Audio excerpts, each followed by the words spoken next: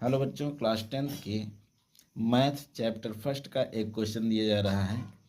कह रहा है यूक्लिड की विभाजन एल्गोरिथ्म का प्रयोग करते हुए ऐसी बड़ी संख्या ज्ञात कीजिए जिससे 2053 और 967 को भाग देने पर शेषफल क्रमशः 5 और 7 प्राप्त होता है।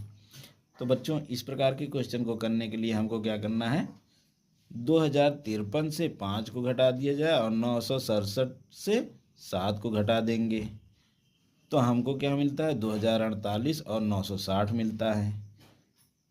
अब हम क्या करेंगे, 2048 और 960 का हम क्या करेंगे, HCF निकाल लेंगे। HCF निकालेंगे तो हमने क्या किया, 960 से हमने क्या किया, 2048 को भाग दिया। तो 960 को जब हम 2 बार ले जाते हैं तो ये क्या बनता है हमारा, 1920 मिल जाता है। अब 2048 से 1920 को हमने क्या किया, घटा दिया, सब्सट्रैक्ट कर दिया। सब्सट्रैक्ट करते हैं तो हमारा क्या मिलता है, 128 मिलता है। अब हम इसको किस फॉर्म में लिखेंगे, यूक्लिड डिवीजन लेमा के रूप में लिखेंगे। और यूक्लिड डिवीजन लेमा क्या होता है, A equal to B Q plus R के रूप का होता है।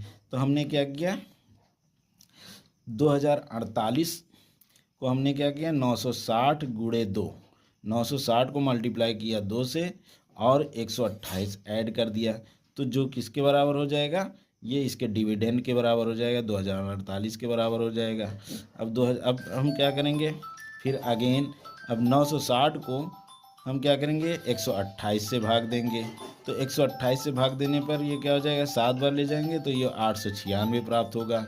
अब 960 से 896 को हमने क्या किया, सब्सट्रैक्ट कर दिया, घटा दिया तो हमें क्या मिला, 64 मिल गया।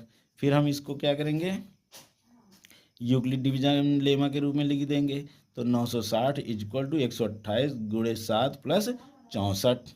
भाई हमने इससे इसको मल्टीप्लाई किया और इसके जो है रिमाइंडर को हमने क्या किया, जोड़ दिया, जो किसके बराबर आ गया, 960 के बराबर आ गया।